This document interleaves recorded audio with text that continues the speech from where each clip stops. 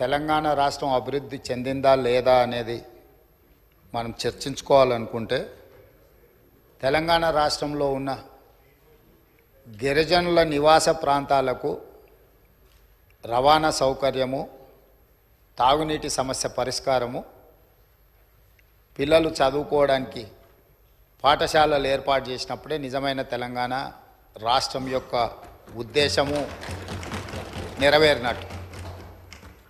ఈ మధ్యకాలంలో నేను చాలా విషయాలు నా నియోజకవర్గంలో కూడా తమరికి తెలుసు, తమరి పక్కనే ఉంటుంది బొమ్మరాజపేట మండలం. దాదాపుగా 72 తండాలు ఉన్నాయి ఒక మండలంలో. చాలా తండాలకు రవాణా సౌకర్యం లేదు, కానీ అవి గ్రామ పంచాయతీలుగా మారినాయి. ఆ ఊర్లో పాఠశాల లేకపోయినా, ఆ ఊరికి రోడ్డు లేకపోయినా, కొన్ని తండాలలో కరెంటు లేకపోయినా మనం వాటిని గ్రామ పంచాయతీలుగా వాటికి హోదా ఇచ్చినాం.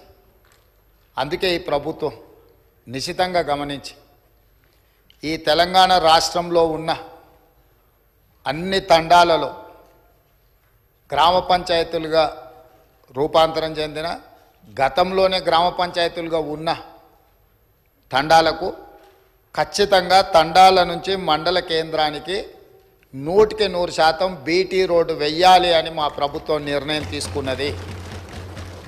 అందుకే రాష్ట్ర ప్రభుత్వం ప్రత్యేకమైన కార్యాచరణ తీసుకొని ఇప్పటి వరకు నిర్లక్ష్యానికి గురైన తండాలను, గూడాలను, మారుమూల ప్రాంతాలను అభివృద్ధి పదం వైపు నడిపించాలని ఈ ప్రభుత్వం భావిస్తుంది. తండాలలో, గూడాలలో విద్యుత్తు సమస్య పరిష్కారానికి, విద్య సమస్య పరిష్కారానికి, ఆ తండాల నుంచి మండల కేంద్రాలకు కనీసం ఒక్కటైనా బీటీ రోడ్డును ఏర్పాటు చేసే సమస్య పరిష్కారానికి, మండలాల నుంచి జిల్లా కేంద్రానికి మిగిలిపోయిన డబుల్ రోడ్లు ఏవైతున్నాయో వాటిని పూర్తి చేయడానికి, జిల్లా కేంద్రాల నుంచి హైదరాబాద్ నగరానికి 4 లేన్ రోడ్స్ వేయాలని ఈ రాష్ట్రంలో ఎక్కడైనా ప్రతి వాడికి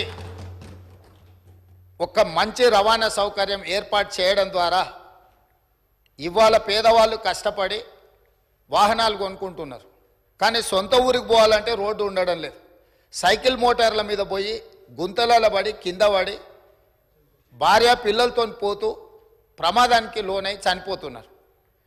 దీనికి కారణం మనం సరైన మౌలిక వసతులు ఏర్పాటు చేయకపోవడం.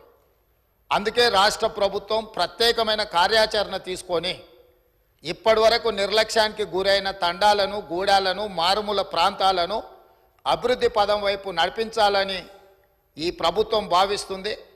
తెలంగాణ అభివృద్ధి అంటే తండాలలో, గూడాలలో కనీస సౌకర్యాలను ఏర్పాటు చేసినప్పుడే తెలంగాణ రాష్ట్ర అభివృద్ధి జరిగినట్టు అని బలంగా మా ప్రభుత్వం భావిస్తుంది.